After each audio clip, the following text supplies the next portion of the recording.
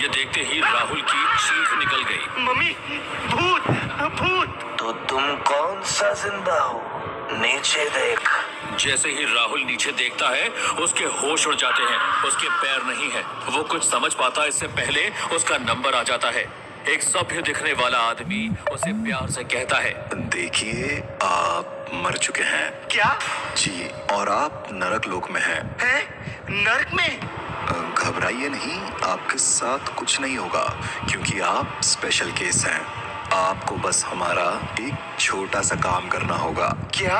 आप नरक दूत बनकर पृथ्वी लोक जाएंगे और रोज एक पापी को मारेंगे। मारना है? नहीं नहीं नहीं, ये मुझसे नहीं होगा। राहुल के मना करते ही वो सभ्य आदमी चुटकी बजाता है। अचानक पूरा माहौल बदल जाता है। चारों तरफ चीख पुकार मची हुई है। पापियों को तरह तरह की सजा दी जा रही है। वो सभ्य आदमी अब एक भयानक शैतान बन चुका है और राहुल एक खौलते हुए तेल की कढ़ाई के ऊपर लटक रहा है। डर के मारे राहुल की आवाज बंद हो जाती है। हमारा काम नहीं करोगी तो इसी वक्त ये लोहे का सरिया डालकर तुम्हें तेल में फ्राई किया जाएगा। नहीं नहीं नहीं नहीं, रुको रुको रुको, मैं करूंगा। वो शैतान फिर चुटकी बजाता है।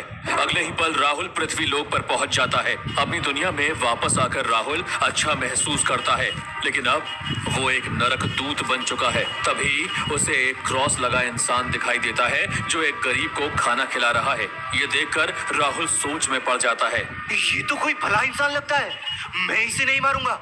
मगर फिर राहुल को शैतान और तेल की कढ़ाई याद आती है और वो उस अनजान इंसान को मारने आगे बढ़ता है कि तभी उस इंसान का चेहरा देखकर राहुल का दिल बैठ जाता है। पापा, ये तो मेरे